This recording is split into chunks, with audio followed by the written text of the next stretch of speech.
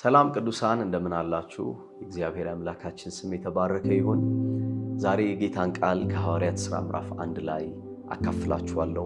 መጽሐፍ ቅዱሳችን በሐዋርያት ሥራ ምዕራፍ 1 ከቁጥር 1 ጀምሮ እንደዚህ ይላል። ቴዎፍሎስ ሆይ ኢየሱስ የመረጣቸውን ሐዋርያትን በመንፈስ ቅዱስ ካዘዛቸው በኋላ እስካረገበት ቀን ድረስ ያደረገውንና ያስተምረው ዘንድ ስለጀመረው ሁሉ መጀመሪያውን ነገር ጻፍኩ። ደግሞ 40 ቀን እየታያቸው ስለ እግዚአብሔር መንግሥትም ነገር እየነገራቸው በብዙ ማስረጃ ከሕማማቱ በኋላ ሕያው ሆኖ ራሱን አሳያቸው። ከእነርሱም ጋር አብሮ ሳለ ከኢየሩሳሌም እንዳይወጡ አዘዛቸው። ነገር ግን ከእኔ የሰማችሁትን አብ የሰጠውን የተስፋ ቃል ጠብቁ። ዮሐንስ በውሃ አጥምቆ ነበርና እናንተ ግን ከጥቂት ቀን በኋላ በመንፈስ ቅዱስ ትጠመቃላችሁ አለ። እነርሱም በተሰበሰቡ ጊዜ ጌታ ሆይ በዚህ ወራት ለእስራኤል መንግሥትን ትመልሳለህን ብለው ጠየቁት። እርሱም አብ በገዛ ሥልጣኑ ያደረገውን ወራትንና ዘመናትን ታውቁ ዘንድ ለእናንተ አልተሰጣችሁም። ነገር ግን መንፈስ ቅዱስ በእናንተ ላይ በወረደ ጊዜ ኃይልን ትቀበላላችሁ።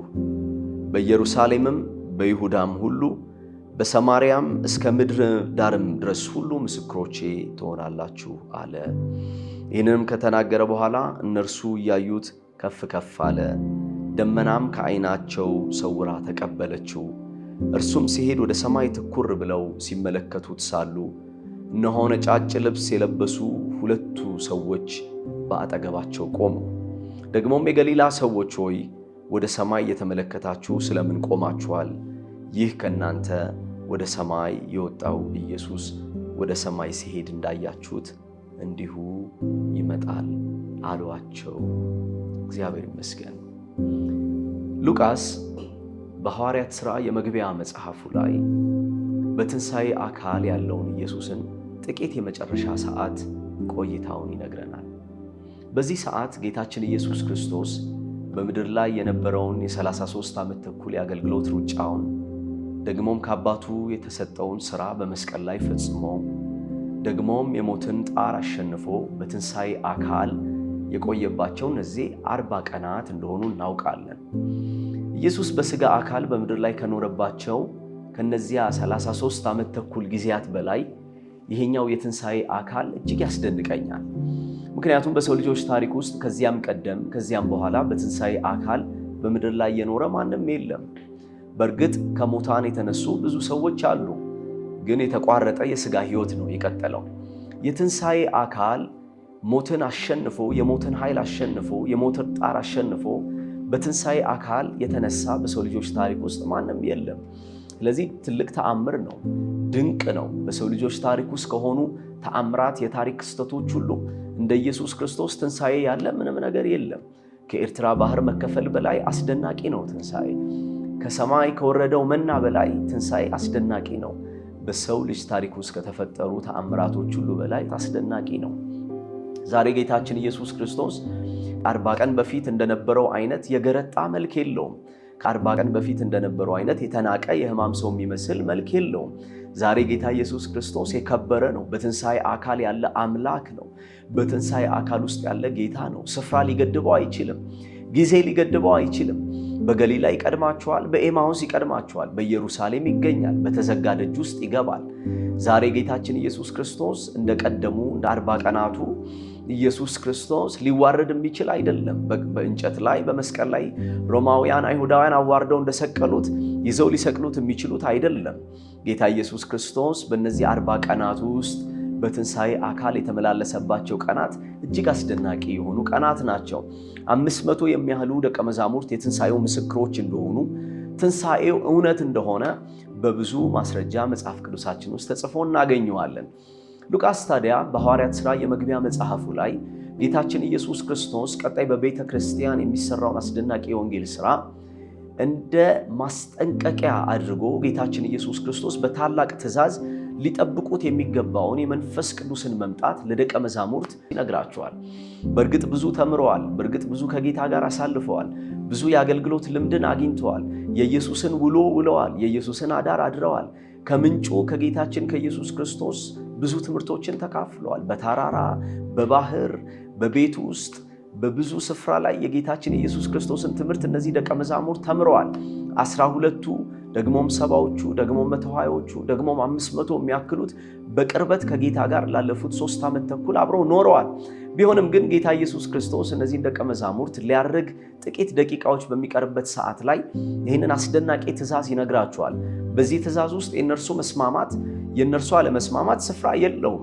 ይህ ኮማንድ ነው፣ ግዴታ። በዚህ ትእዛዝ ውስጥ ሲኖሩ እግዚአብሔር በቀጣይ ዘመን በቤተ ክርስቲያን በእነርሱ ሕይወት ውስጥ ሊሰራ ያለው ነገር ሊፈጸም የሚችለው በዚህ ትእዛዝ ውስጥ እንደሆነ ጌታ በማስጠንቀቅ ይነግራቸዋል። ይህንን ሳታደርጉ ከኢየሩሳሌም እንዳትወጡ ይላቸዋል።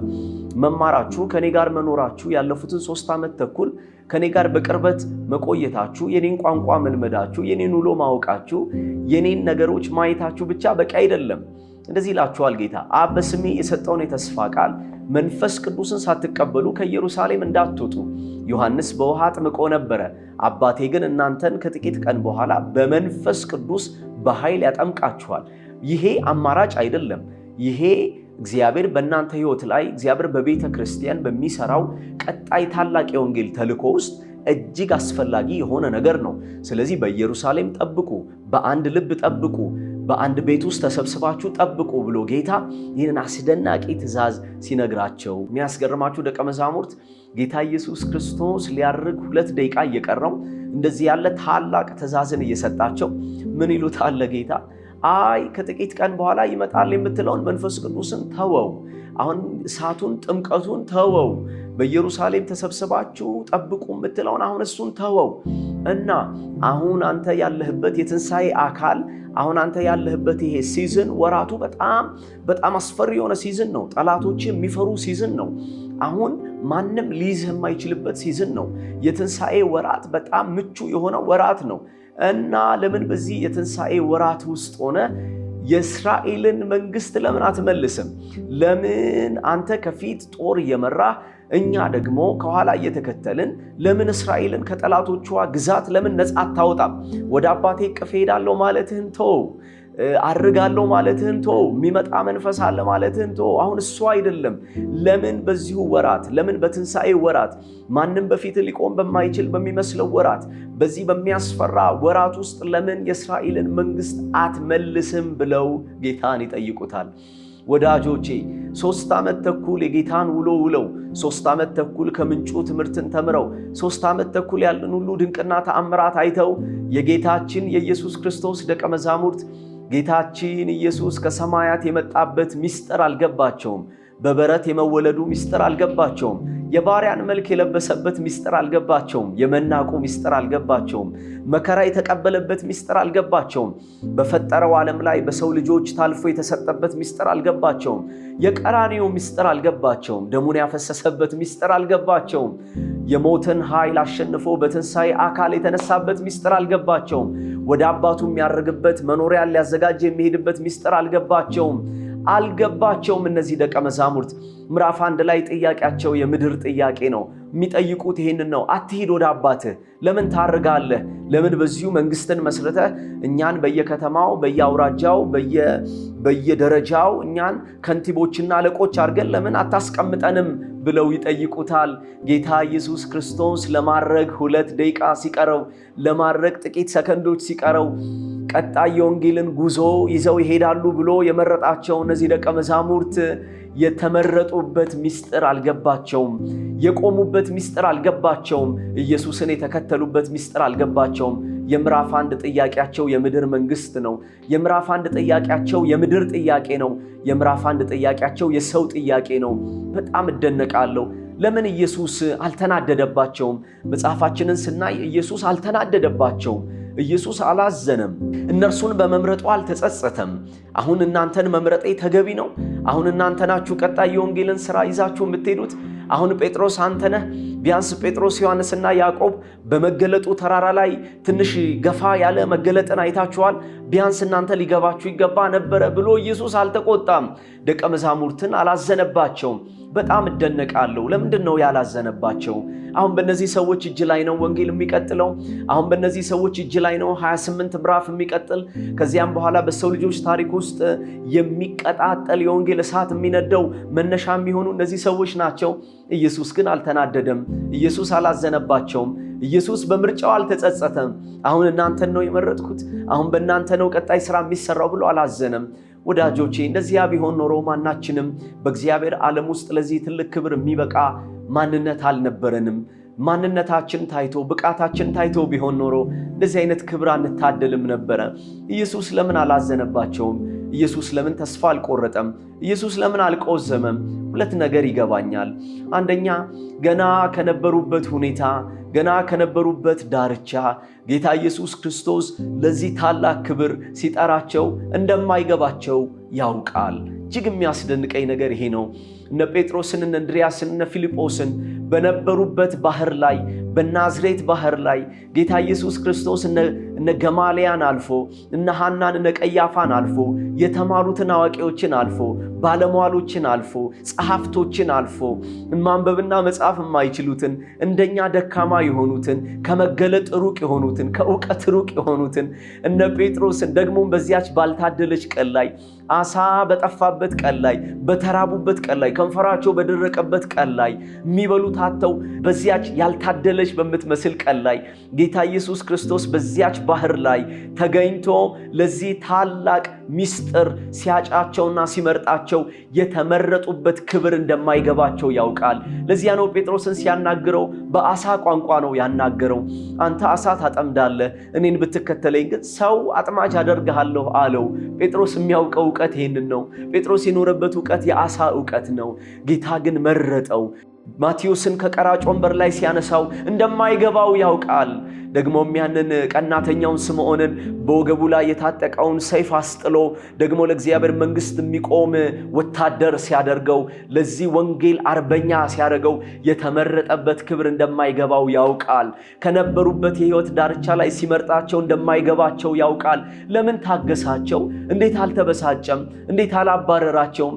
እንደማይገባቸው ያውቃል። ለዚያ ነው ጌታ ኢየሱስ ክርስቶስ በአደባባይ ሲያስተምር፣ ሲናገር፣ በምሳሌ ሲገልጥ ደቀ መዛሙርት አብረው ይሰማሉ፣ ግን አይገባቸውም። ወደ ቤታቸው ይገባሉ። ከዚያ በጓዳ ጌታን ይጠይቁታል። የምሳሌውን ምስጢር ይጠይቁታል። ቅድም የተናገርከው ነገር ፍቹ ምንድነው ብለው ይጠይቁታል። ኢየሱስ የምሳሌውን ምስጢር ይገልጥላቸዋል። አይገባቸውም። ለዚያ ነው መጽሐፍ ሲናገር አሁን ልነግራችሁ የምፈልገው ብዙ ነገር ነበረ፣ ግን ልትሸከሙት አትችሉም ይላል። እንደማይሸከሙት ያውቃል። የሚሸከሙበት ትከሻ እንደሌላቸው ያውቃል። አቅም እንደሌላቸው ያውቃል። አቅማቸው ትንሽ እንደሆነ ያውቃል። እንዳልተረዱት ያውቃል። ከሰማይ የመጣውን መገለጥ በሙላት እንዳልተቀበሉት ያውቃል። እና እንዴት ታገሳቸው? ገና ከመጀመሪያው እንደማይሸከሙት ያውቃል። ወዳጆቼ የኔና የእናንተ ታሪክ ያለው እዚህ ውስጥ ነው። ገና ደካሞች ሳለን ተወደድን። ገና የማንበቃ ሳለን ተወደድን። ይሄ መገለጥ የሚገባን አልነበርንም። ለዚያ ነው ጌታ ኢየሱስ ክርስቶስ አንዳንዴ ይቆምና ይህንን ታላቅ መገለጥ ይላል፣ አባቴ ሆይ ከተማሩት ከጸሐፊዎች ሰወርክና ለሕፃናት ላሉት ለነዚህ ገለጥክላቸው ብሎ አባቱን ይባርካል። ይሄ መገለጥ ለማይገባን፣ ይሄ መገለጥ ለማይገባን ለኛ እግዚአብሔር አበራልን። እንደማይገባን ያውቃል። እንደማንችል ያውቃል። ለምን አላባረረንም? ለምን እንደገና እድል ሰጠን? ለምን ፊቱን አልሰወረብንም? ለምን እንደገና እግዚአብሔር ምዕራፍን ከፈተልን? ለምን እንደገና እግዚአብሔር ከኛ ጋር ቆመ? ከመጀመሪያውም ሲመርጠን እንደማይገባን ያውቃል። ወዳጆቼ እግዚአብሔር ቃል ያስደንቀኛል። በትንቢተ ሕዝቅኤል ምዕራፍ 16 ላይ መጽሐፍ ሲናገር ስለ እስራኤል እንደዚህ ይላል፣ እነሆ በመንገድ ዳር ተጥለሽ እትብትሽ ሳይቆረጥ በደም ተጨማልቀሽ አላፊና አግዳሚ ሁሉ ምራቁን እንትፍ እያለ በመንገድ ተጥለሽ ውሻ እየላሰሽ ደግሞም ደምሽ እየከረፋ እየሸተተ እኔ በመንገድ ባለፍኩ ጊዜ አየሁሽና ወደድኩሽ።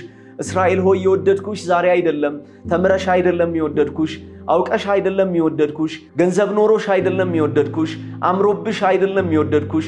ገና በመንገድ ዳር ተጥለሽ ሁሉም እያየ ያለፈሽ፣ ማንም ሊነካሽ፣ ማንም ሊይዝሽ፣ ማንም ሊያቅፍሽ በማይፈልገው ሰዓት ላይ ደክመሽ ሳለ ወደድኩሽ፣ ወድቀሽ ሳለ ወደድኩሽ። ከዚያም አነሳሁሽ ይላል እግዚአብሔር ቃል። አጠብኩሽ፣ እትብትሽን ቆረጥኩት። ከዚያስ ጡቴን አጠባሁሽ ይላል እግዚአብሔር ቃል። አሳደግኩሽ ይላል። ቅባቴን ቀባሁሽ፣ ዘይቴን በላይሽ ላይ አፈሰስኩኝ፣ አደግሽ ይላል እግዚአብሔር ቃል። የተወደድነው ደካሞች ሳለን ነው። የተወደድነው የማይገባን ሳለን ነው። እድል የተሰጠን ያኔ ነው። ጸጋ የተሰጠን ያኔ ነው። የተቀባነው ያኔ ነው። ኢየሱስ ለምን አልተናደደባቸውም? ኢየሱስ ለምን ደጁን አልዘጋባቸውም? ኢየሱስ ለምን አላባረራቸውም? እንዴት አይገባችሁም? እንዴት አትረዱኝም ብሎ ኢየሱስ ለምን አልተበሳጨም? ምክንያቱም እንደማይገባቸው ያውቃል። ይሄ ብቻ አይደለም ወዳጆቼ። ኢየሱስ ደቀ መዛሙርቱን በዚያች የመጨረሻ ሰዓት ላይ ያልተናደደባቸው ምክንያት ኢየሱስ ምዕራፍ 2 እንደሚመጣ ያውቃል። ምዕራፍ 2 ምንድነው? ምዕራፍ 2 የመንፈስ ቅዱስ መውረድ ምዕራፍ ነው። ምዕራፍ 2 በነቢዩ ኢዩኤል የተስፋ ቃል የተነገረው ያስደናቂ ትንቢት የሚፈጸምበት ቀን ነው። ምዕራፍ 2 ኪዳን የሚቀየርበት ቀን ነው። ምዕራፍ 2 ቤተክርስቲያን የምትወለድበት ቀን ነው። ምዕራፍ 2 በደካማው ሰው ላይ የእግዚአብሔር መንፈስ የሚመጣበት ቀን ነው። ምዕራፍ 2 የጴንጤቆስጤ ቀን ነው።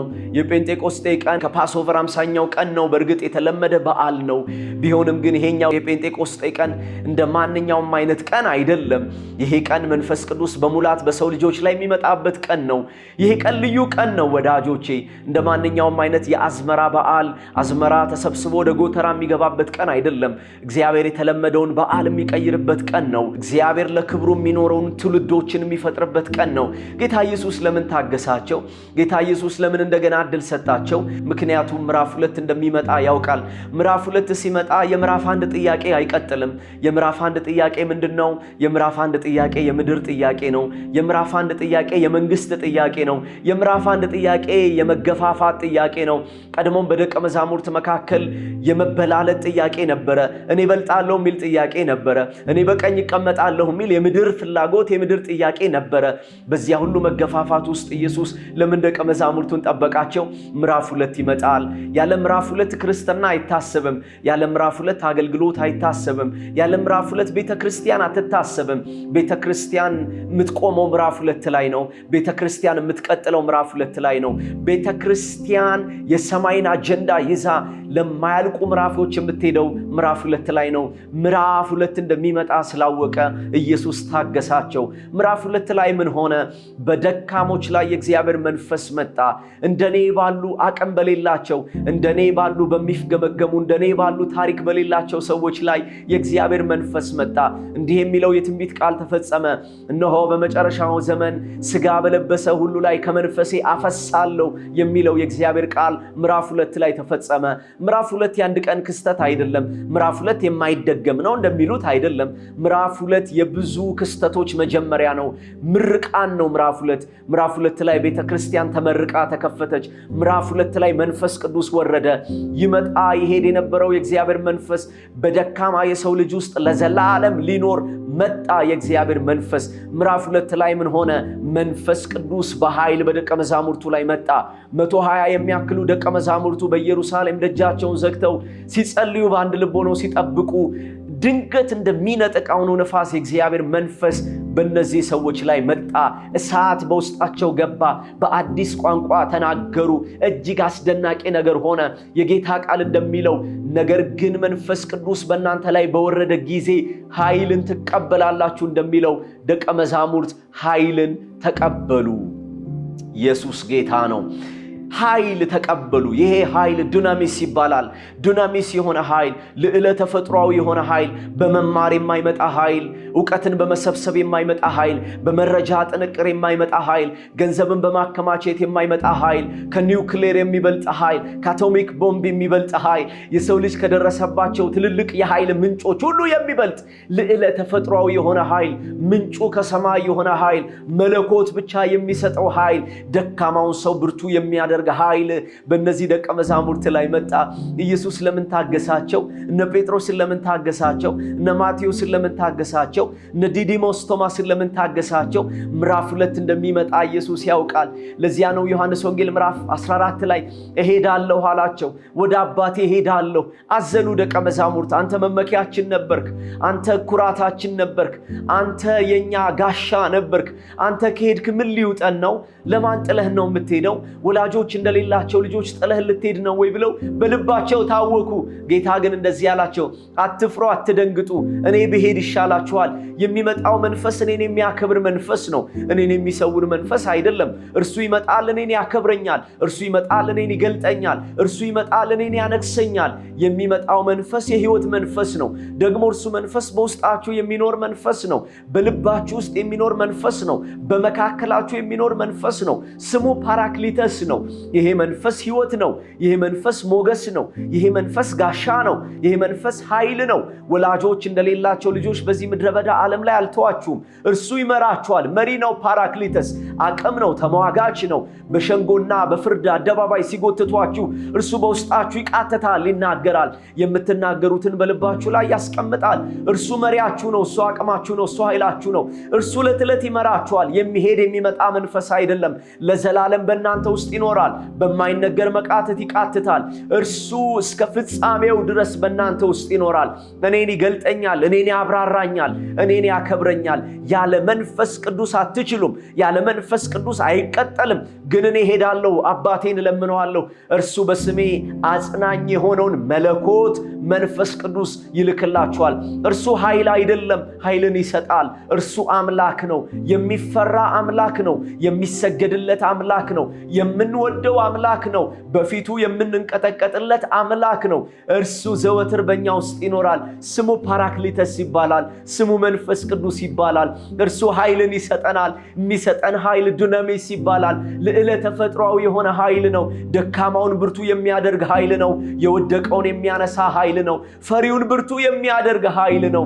ጌታ ኢየሱስ ለምን ታገሳቸው? ጌታ ኢየሱስ እንዴት ጠበቃቸው? እንዴት እነዛ አሳሳ የሚሸቱ ደቀ መዛሙርትን እንዴት ለዚህ ትልቅ ክብር ጠበቃቸው? በእነርሱ ችሎታ ታምኖ አይደለም። በእነርሱ አቅም ታምኖ አይደለም። ምዕራፍ 2 እንደሚመጣ ያውቃል። ለዚያ ነው ኢየሱስ እነ ገማልያን አልፎ እነ ሐናና ቀያፋን አልፎ ፈሪሳውያንን አልፎ ማንበብና መጻፍ የማይችሉ በዓለሙ ላይ ኃጢአተኞች የነበሩትን ዓለም የመሰከረላቸውን ደካሞችን ሰበሰበ። ኢየሱስ አገልግሎቱ ተቀባይነት እንዳያገኝ በአይሁዳውያንና በሮማውያን መካከል ሰበብ የሆኑበት የሰበሰባቸው ደካሞች ናቸው። እስኪ ኢየሱስ የከበቡትን ሰዎች ተመልከቱ። ኢየሱስ የሰበሰባቸውን የጠራቸውን ሰዎች እስኪ ተመልከቱ። እንደኔ ያሉ ደካሞች ናቸው። እነ ጴጥሮስ ማንበብ መጻፍ አይችሉም። እንደ መግደላዊት ማርያም ያሉ ናሽናል የሆኑ ኃጢአተኞች፣ የተመሰከረላቸው ኃጢአተኞች፣ እንደ ስምዖን አይነት ሰይፍ ታጥቀው የሚዞሩ፣ እንደ ማቴዎስ አይነት ባንዳ በቀራጭ ወንበር ላይ የተቀመጡ ስታዩአቸው የተናቁ ሰዎች ናቸው። ኢየሱስን የከበቡት መበለቶች ናቸው። ኢየሱስን የከበቡት ኃጢአተኞች ናቸው። እንዴት ኃጢአተኞችን ሰበሰበ? እንዴት ደካሞችን ሰበሰበ? እንዴት አቅም የሌላቸውን ሰበሰበ? አሁን ወንጌል የሚቀጥለው እነዚህ ሰዎች እጅ ላይ ነው። ኢየሱስ አንድ ነገር ገብቶታል። ምን ገብቶታል? ምዕራፍ 2 ይመጣል። ምዕራፍ 2 ላይ ሲመጣ ምን ይሆናል? ኃይል ከሰማይ ይቀበላሉ። ኃይል ሲመጣ በሰው ልጆች ላይ 2 ነገር ይሆናል። አንደኛ እንደ ሌላ ሰው ሆናችሁ ትቀየራላችሁ። ምን ማለት ነው? እንደ ሌላ ሰው ሆኖ መቀየር። እንደ ሌላ ሰው መሆን ማለት እኛ እንደምንፈልገው አይነት ሰው መሆን ማለት አይደለም። መሆን እንደሚያምረን አይነት ሰው መሆን ማለት አይደለም። እንደሆነ ታዋቂ ሰው መሆን ማለት አይደለም። እንደሆነ እንደሚያጓጓ እንደሆነ እየተሳካለት እንደሚመስል ሰው መሆን ማለት አይደለም። ምን ማለት ነው? እንደ ሌላ ሰው መሆን ማለት እንደ ሌላ ሰው መሆን ማለት እግዚአብሔር አስቀድሞ በእኛ ውስጥ የተናገረው፣ እግዚአብሔር አስቀድሞ በእኛ ውስጥ ያየው፣ እግዚአብሔር ገና በማህፀን ሳንወጣ በእኛ ላይ የተናገረው የተፈጠርንበት ዓላማ፣ የታየንበት ዓላማ፣ የተገኘንበት ዓላማ እንደርሱ ትሆናለህ ማለት ነው። ለምሳሌ ጌታችን ኢየሱስ ክርስቶስ ገና ለመጀመሪያ ጊዜ ጴጥሮስን ሲያገኘው ወንድሙ እንድርያስ ጴጥሮስን ይዞ ወደ ጌታችን ወደ ኢየሱስ ክርስቶስ ሲመጣ መጀመሪያ አየውና ጌታ ለጴጥሮስ ትንቢትን ነገረው። ገና ከርቀት ሲመጣ ጌታ አየውና የዮና ልጅ ስምዖን ሆይ አንተ ጴጥሮስ ትባላለህ፣ ፓትራ ትባላለህ ብሎ ተናገረው። አልተገናኙም፣ ተጨባብጠው ስም አልተነጋገሩም። ኢየሱስ ጴጥሮስን አየውና አሻግሮ ደስቲኒውን አየው፣ አሻግሮ ፍጻሜውን አየው።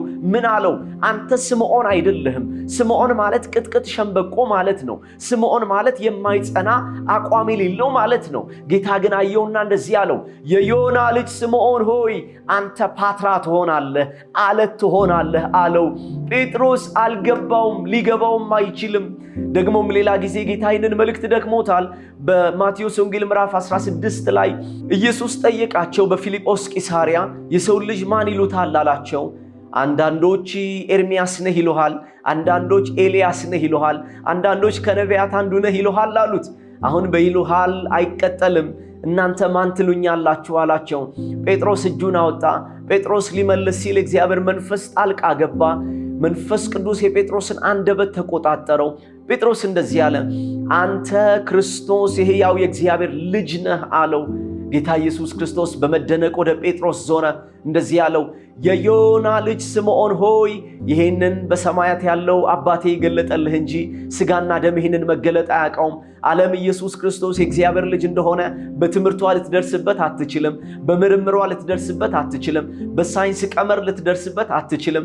እንደኔ ያሉ ማንበብና መጻፍ የማይችሉ የሚመስሉ ደካሞችና በዓለም ስፍራ ያልተሰጣቸው ሕፃናት የሚመስሉ ሰዎች ከሰማያት በብርሃን የሚመጣውን ይሄንን መገለጥ ተቀበሉ። ጴጥሮስ ምን አለ? አንተ ክርስቶስ የሕያው የእግዚአብሔር ልጅ ነህ አለ። ኢየሱስ ተደነቀ። አንተ በተናገርከው በዚህ ትንቢት ላይ ቤተ ክርስቲያኔን እመሰርታለሁ አለ። ዓለም የማትቋቋመው የገሃነም ደጆች የማይቋቋሟትን የኔን ቤተ ክርስቲያን እመሰርታለሁ አለና ጴጥሮስ ደግሞ አንተን አለት አደርግሃለሁ አለው። የማትበገር አደርግሃለሁ አለው። ጴጥሮስ አልገባውም። ትንቢቱም ወዲያው አልተፈጸመም። ለምን? ጥቂት 3 ቁጥር ዝቅ ብላችሁ ኢየሱስ አሁን የተናገርከው የትንቢት ቃል እንዲፈጸም ወደ ኢየሩሳሌም እንሄዳለን፣ የሰው ልጅ በአመፀኞች እጅ ታልፎ ይሰጣል ሲላቸው ጴጥሮስ ኢየሱስን ምን አለው? አንዴ እፈልግሃለሁ አለው። እጁን ይዞ ወደ ጓዳ ወሰደው። አትሙት፣ አይሁንብህ ብሎ ጌታን ገሰጸው ይላል እግዚአብሔር ቃል። እና ኢየሱስ ሂድ አንተ ሰይጣን የሰውን እንጂ እግዚአብሔርን አታውቅም ብሎ ጴጥሮስን ገሰጸው። ወዳጆቼ ጴጥሮስ እንደዚህ አይነት ሰው ነበረ። በ3 ቁጥር ልዩነት መገለጥ የሚቀይር ሰው ነበረ። ግን ጌታ ታገሰው፣ ግን ጌታ ጠበቀው። ለምን? ምዕራፍ 2 እንደሚመጣ ያውቃል። ምዕራፍ 2 ሲመጣ መንፈስ ይወርዳል። መንፈስ ሲወርድ ኃይልን ትቀበላላችሁ። ኃይልን ስትቀበሉ መጀመሪያ የሚያደርገው ነገር እንደ ሌላ ሰው ሆናችሁ ትቀየራላችሁ አላቸው። ጴጥሮስ ያ ትልቅ እግዚአብሔር ሰው ሐዋርያ ከ50 ቀን በፊት የነበረውን ታሪክ እናውቃለን።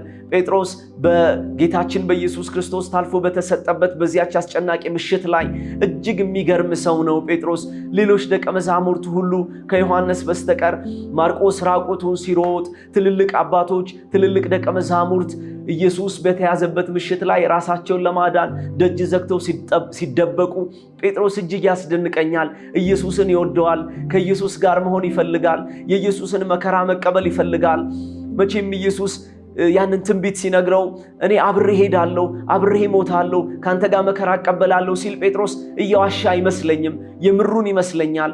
ግን አይችልም። ለምን? ኃይል ይጠይቃል። አንዳንድ በሕይወት ውስጥ ቃል የምንገባቸውን አደርጋለሁ የምንላቸውን ነገሮች እኛ ስለምንችል አናደርግም።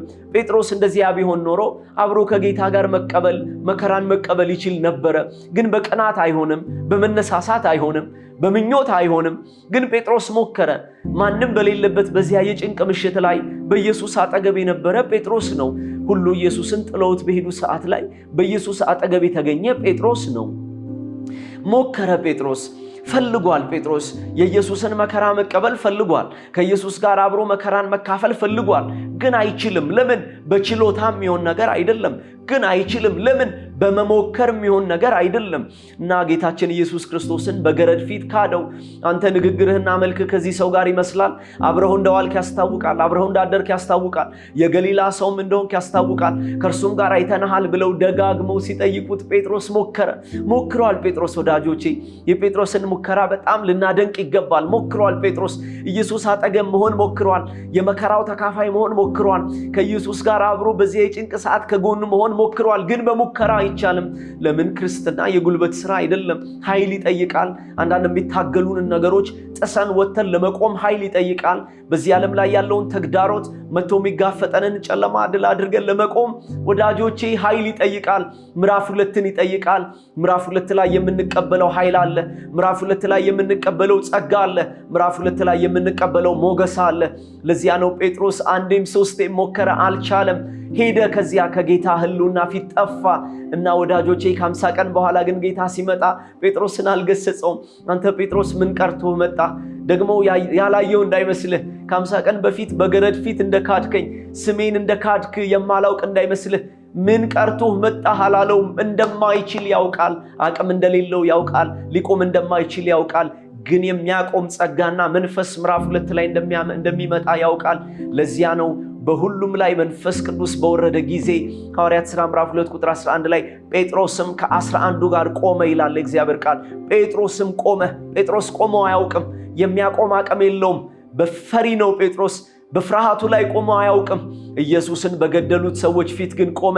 ከ50 ቀን በፊት ክዷል ጴጥሮስ። መካዱን እንኳን ረሳ። የገባበት ኃይል ያለፈ ታሪኩን ስብራቱን ጠገነው። ወዳጆቼ ቆመ ይላል ጴጥሮስ። ኢየሱስን በገደሉት ሰዎች ፊት ቆመ። ሊገሉት እንደሚችሉ ያውቃል። ሊያስሩና ሊያሰቃዩት እንደሚችሉ ያውቃል። ከፊቱ የሚመጣውን ነገር ያውቃል። ግን ውስጡ የገባው መንፈስ አቆመው።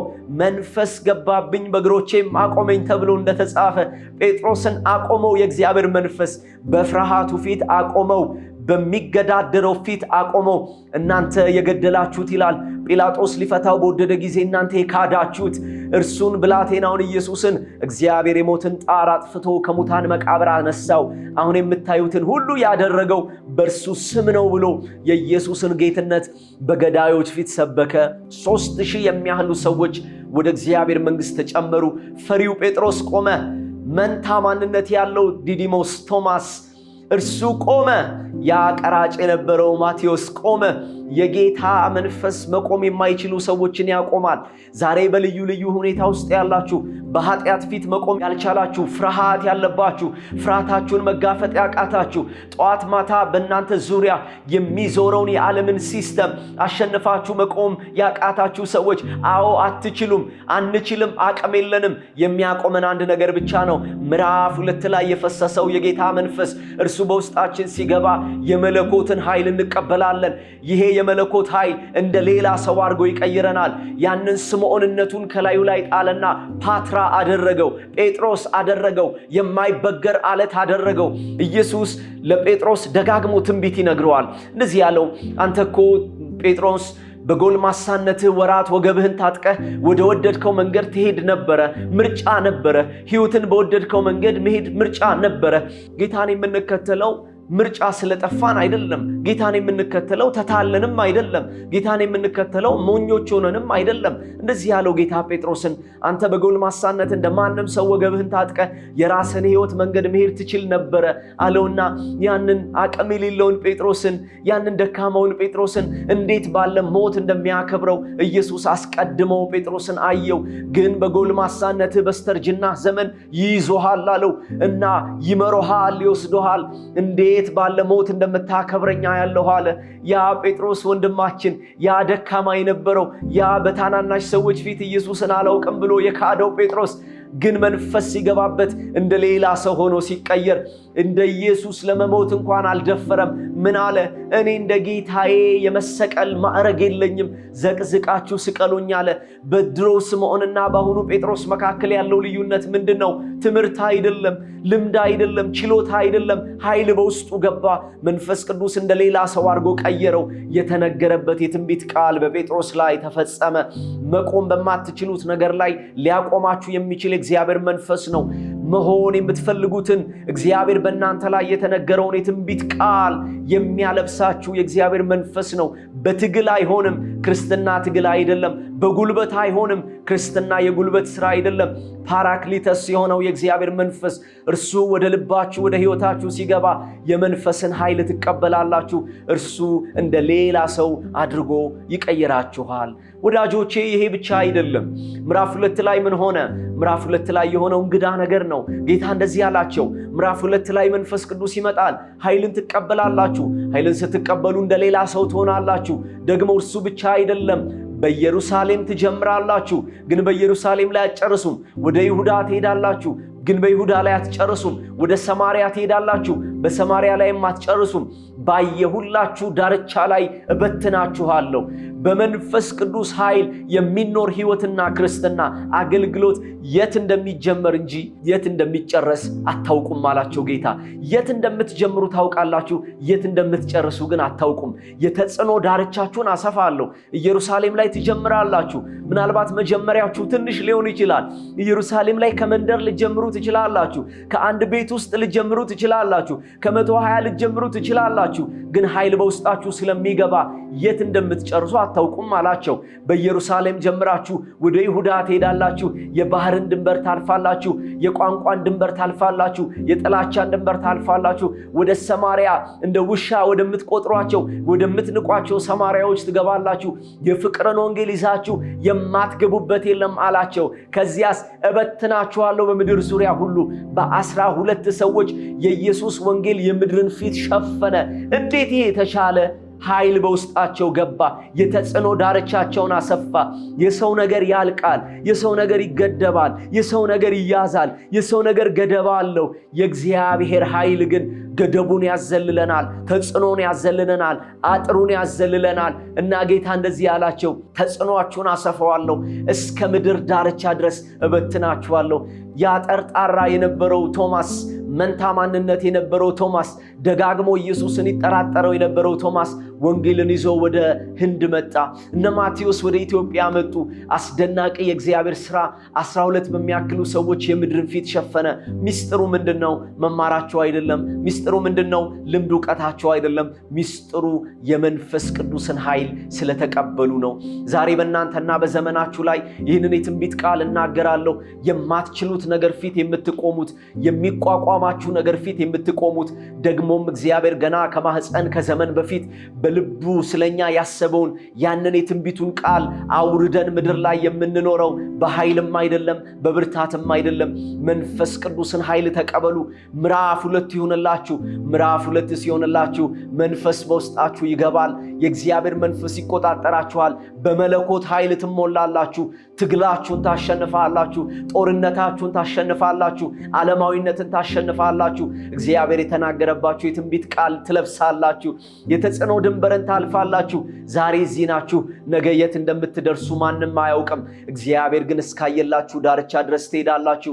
ስለዚህ ወዳጆቼ ለዚህ ትውልድ መንፈስ ቅዱስ ያስፈልገዋል። በብዙ መከራ ውስጥ ላለ ትውልድ፣ በብዙ ፈተና ውስጥ ላለ ትውልድ፣ በብዙ የኃጢአት መፍገምገም ውስጥ ላለ ትውልድ አባቶቻችንን ያጸና የእግዚአብሔር መንፈስ እርሱ ያስፈልገናል። በኃይል አይደለም፣ በብርታት አይደለም፣ በችሎታ አይደለም። ወዳጆቼ በመንፈስ ነው። የኛ ነገር የሚቀጥለው በመንፈስ ነው። የእግዚአብሔር መንፈስ ተቀበሉ። የእግዚአብሔር መንፈስ ተሞሉ። የእግዚአብሔር መንፈስ ፈልጉ። የእግዚአብሔር መንፈስ አስተናግዱ። የእግዚአብሔር መንፈስ ታዘዙት። የእግዚአብሔር መንፈስ ስሙት። እርሱ እንደሌላ ሰው አድርጎ ይቀይረናል። እርሱ የተጽዕኖ ዳርቻችንን ያሰፋል። ለገዛ ጥቅማችንና ክብራችን አይደለም። እግዚአብሔር በእኛ የወሰነው ታላቅ ስራ እንዲሰራ ነው። ምዕራፍ 1 ላይ የምድር ጥያቄ ጠየቁ። ምዕራፍ 1 ላይ የስልጣን ጥያቄ ጠየቁ። ምዕራፍ 2 ላይ መንፈስ ቅዱስ ወረደ። ማንነታቸው ተቀየረ። የትንቢቱ ቃል በላያቸው ላይ ተፈጸመ። የተጽዕኖ ዳርቻቸውን ሊያሰፋ በምድር ሁሉ በተናቸው። ምዕራፍ 3 ላይ ጥያቄያቸው ተቀየረ።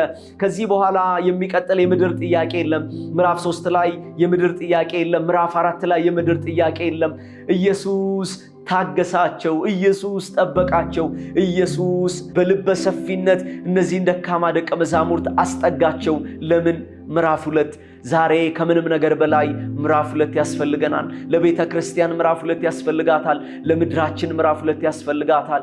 ከራሳችን ጥረትና ሩጫ ወጥተን ምዕራፍ 2 ያስፈልገናል። እንደ ሀገር ምዕራፍ 2 ያስፈልገናል። እንደ ቤተሰብ ምዕራፍ 2 ያስፈልገናል። በደከመብን ነገር፣ አቅም ባጣነው ነገር፣ ባረጀብን ነገር ላይ እግዚአብሔር ምዕራፍ 2ን ያድርግልን። ምዕራፍ 2 ሲሆን ኃይልን ትቀበላላችሁ። ምዕራፍ 2 ሲሆን የትንቢቱ ቃል ይፈጸማል። እንደ ሌላ ሰው ናችሁ ትቀየራላችሁ። የተጽዕኖ ዳርቻችሁ ይሰፋል። እግዚአብሔር በእናንተ የተናገረው ነገር ያለ መከልከል ይፈጸማል። እግዚአብሔር በዚህ መንፈስ ሁላችንንም ይባርክ። አሜን።